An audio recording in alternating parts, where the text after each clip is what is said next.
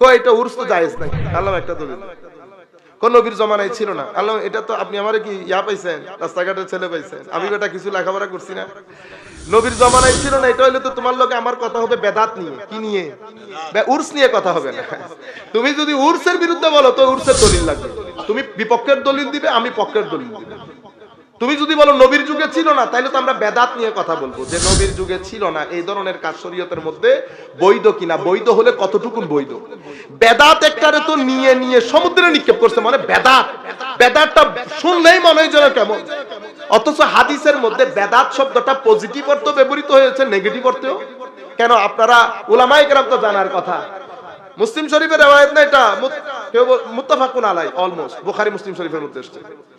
শাস্তের নামাজ সালাতুদ দুহা পড়ি না আমরা, তো সালাতুদ দুহা এক সাহাবী ঢুকছেন, হযরত উরওয়া, হযরত মুজাহিদ বা এরকম একজন সাহাবী ঢুকছে, হযরত আব্দুল্লাহ ইবনে ওমর, হযরত আয়েশা সিদ্দিকার ঘরে হুজরার মধ্যে ট্যাক লাগিয়ে বসে আছে। কিছু মানুষ মসজিদে নববীর মধ্যে সালাতুদ দুহা পড়ছে। উনি জিজ্ঞেস করতেছেন হযরত উরওয়া, কি ব্যাপার, এটা কি জিনিস? বিদআ। কি বলেছে? বিদআ।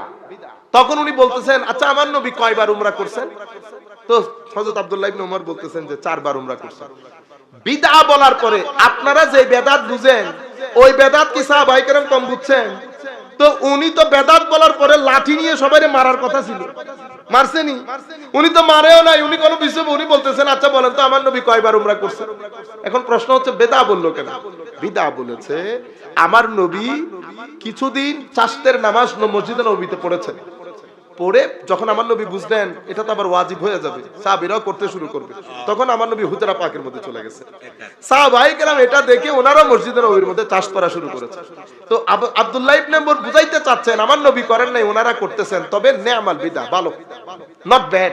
যেভাবে তারাবি দেখে হযরত উমর ইবনে খাত্তাব বলেছেন নে'মাল বিদআ হাযি, আপনারা বুঝতে পেরেছেন? যাই হোক, যেই কোনো বিষয়ে কেউ যদি আপনাদেরকে কোনো কিছু বলে, আপনারা দলিল চাইবেন, যে আপনি দলিল দেন কোরআনে বা হাদিসে কোন জায়গায় না এসেছে কিনা।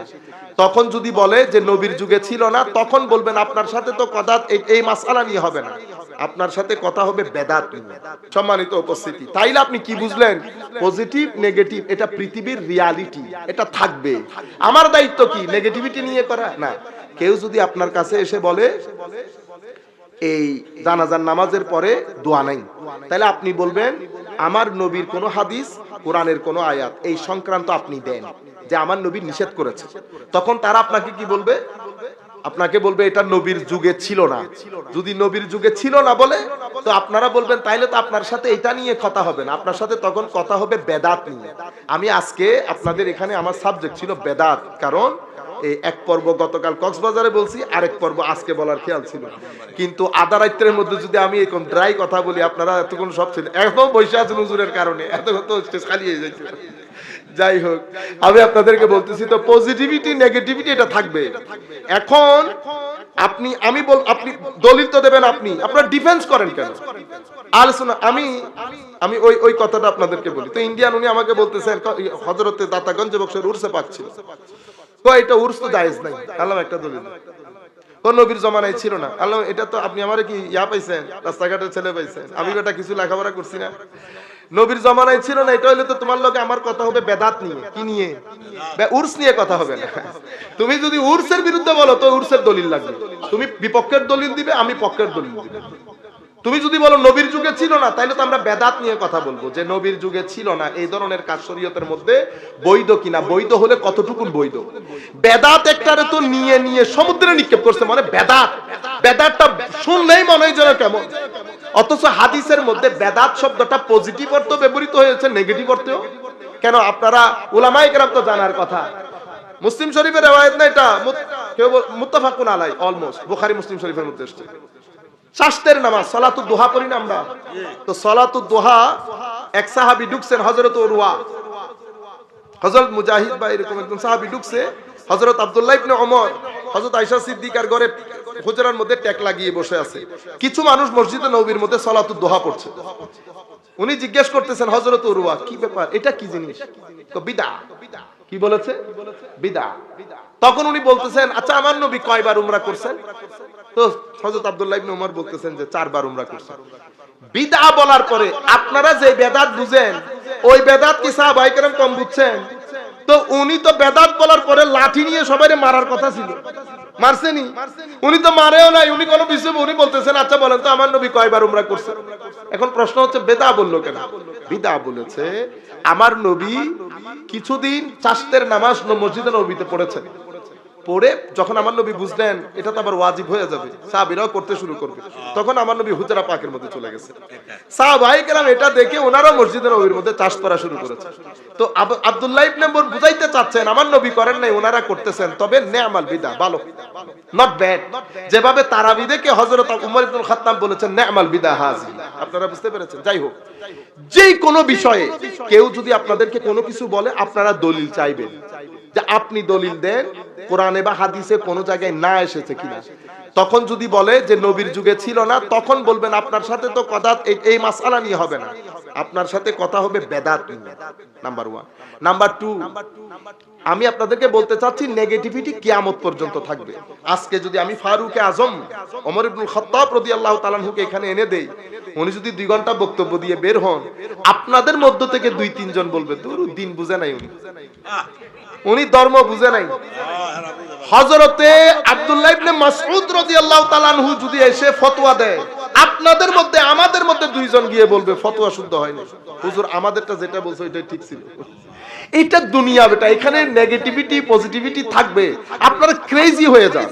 নাম্বার 1, শবে বরাত নিয়ে আপনি যে এরকম মাতাল হয়ে গেছেন।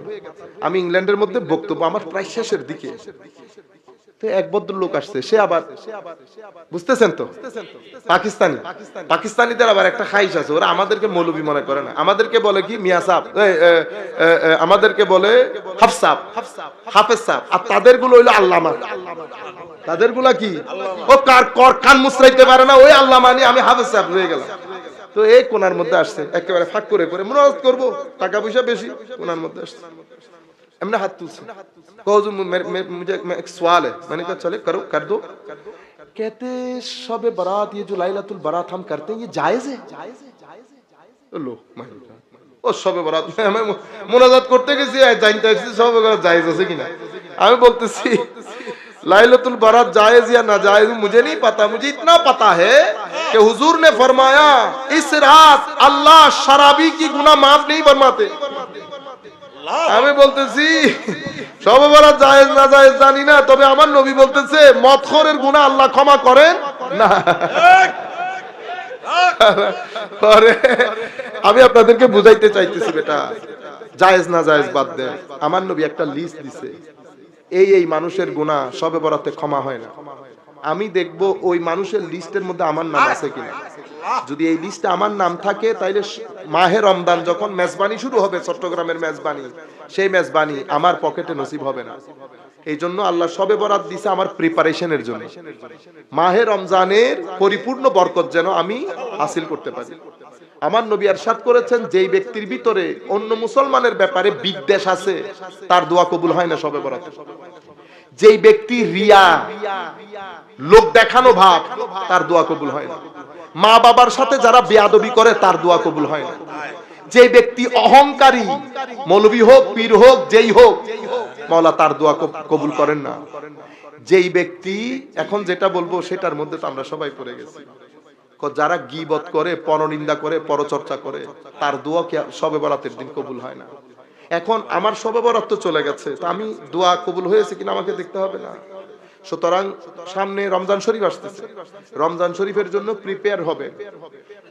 আলাদা একটা 2-3 দিন আগে নিজের একটা ব্যস্ততা দেখাবে, যেন আল্লাহ আপনাকে তৌফিক দান করেন। আপনি যখন ব্যস্ততা দেখাবেন, আমার আল্লাহ খুশি হবে।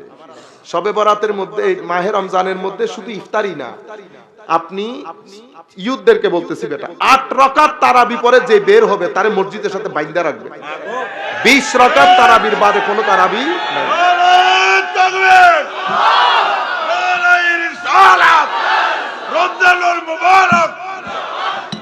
মাদেরকে বলতেছি, মারার তো নিশ্চয় শুনতেছেন, যেই ছেলে আপনার 8 রাকাত পরে ঘরে চলে আসবে তারে সাহারি খাওয়াবেন না বেটা। আপনাদেরকে এই কাজ করতে হবে ভবিষ্যৎ প্রজন্মের জন্য। আপনারা রমজানের পূর্ণ বরকত হাসিল করবেন। তারাবি যেই মসজিদে পড়েন সেই মসজিদে পড়বেন। এবং 3টা থেকে 4টা বা 2:30টা থেকে 3:30 পর্যন্ত 1 ঘন্টা সময় রাখবেন তাহাজ্জুদের জন্য। কোরআনের তিলাওয়াত যারা জানেন না তারা জেনে নেবেন, আর যারা জানেন অবশ্যই কোরআনের খতম করবেন।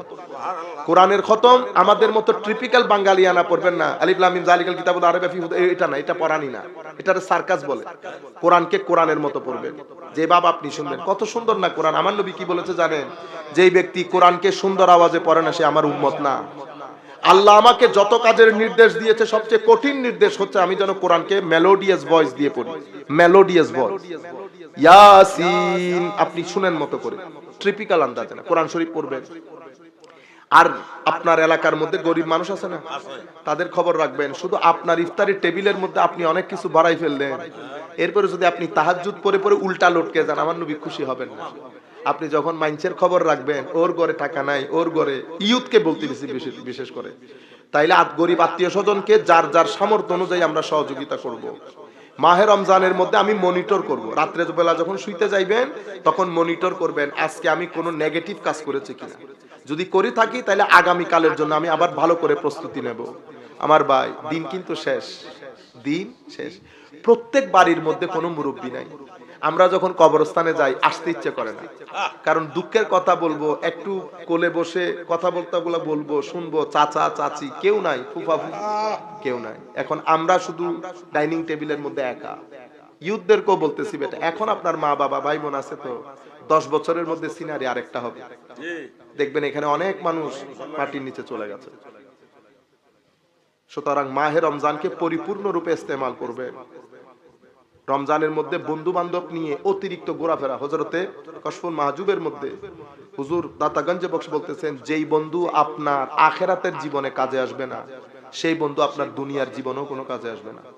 বন্ধুত্ব করবেন এমন বন্ধুর সাথে যারা হাত তুললে বলবে আল্লাহ আমার বন্ধু বান্ধব পাড়া প্রতিবেশী সবাইকে ক্ষমা করো, এমন বন্ধুর সাথে বন্ধুত্ব করেন। আল্লাহ রাব্বুল আলামিন আপনাদেরকে বরকত দান করেন। আর আমরা আজকের এই মাহফিল থেকে ঢাকার মধ্যে যারা হোটেলের এই অনাকাঙ্ক্ষিত ঘটনার মধ্যে পুরে শহীদ হয়েছে, আমরা প্রত্যেকের জন্য আল্লাহর দরবারে দোয়া করি আল্লাহ যেন তাদেরকে শাহাদাতের দরজা দান করেন। এবং কিছু পরিবার আমি জানি অসম্ভব ভারী জিনিস, আল্লাহ তাদের শোক সন্তপ্ত পরিবারকে সবরে জমিল দান করুক, সবরে জমিলের উপর আজরে আজিম দান করুক। এবং আমরা যেন আরেকটু সচেতন হই, মানুষ হই। আপনাদের কাছে আমার আখেরি ফরিয়াদ, যেহেতু বাংলাদেশে বুঝে এটা আমার আজকের আখেরি শেষ, আল্লাহর ওয়াস্তে জুলুম প্রতারণা এগুলা থেকে নিজেকে বাঁচিয়ে রাখবেন। মানুষের সাথে প্রতারণা করবেন না, মানুষকে জুলুম করবেন না, মানুষকে অসম্মান করবেন না। কেন? কারণ আমার যাকে আপনি প্রতারণা করতেছেন তার মালিক যিনি, আপনার মালিকও উনি। আপনি কিন্তু দুঃখে পড়ে যাবেন।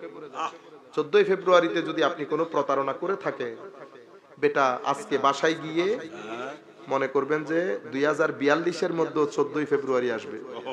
তখন হয়তো আপনার মেয়ের বয়স 14 বছর হবে, আপনার ছেলের বয়স 16 বছর হবে। সুতরাং প্রত্যেক অ্যাকশনের একটা রিঅ্যাকশন আছে, প্রত্যেক ক্রিয়ার একটা প্রতিক্রিয়া আছে। সেই 2042-এর 14 ফেব্রুয়ারি যদি আপনার ছেলে মেয়ের আপনি হজম করতে পারেন তাহলে বেটা আপনি এনজয় করেন, I have nothing to say. But আমরা বুঝই নিজের ভিতরের আমটাকে পচাই ফেলতেছি। আপনি যখন নিজের ভিতরে নেগেটিভ এনার্জি নিয়ে বাসায় আসবেন, যেই ব্যক্তি আপনার সাথে কথা বলবে সেই ব্যক্তির ভিতরের জগৎ বিনাশ হবে। যেভাবে 2টা আম 10টা ভালো আমকে পচাই ফেলে, ঠিক সেভাবে আমরা একটু খেয়াল করি। আল্লাহ রাব্বুল আলামিন আপনাদেরকে জাযায়ে খায়ের দান করুক। এই যে আপনারা এখন 1:01 বাজতেছে, আমি যদি পৃথিবীর কোনো মানুষকে বলি যে আমাদের দেশের লোক ছেলেরা 1:01 পর্যন্ত দিনের কথা, আমার নবীর কথা শুনে, পৃথিবীর কেউ কোনো মানুষ বিশ্বাস করবে না, কোনো মানুষ বিশ্বাস করবে না। পৃথিবীর মানুষ 3 মিনিটের চেয়ে বেশি বসে না, আপনারা 1:30 পর্যন্ত বসে আছেন নবীর দিন ধর্ম শোনার জন্য।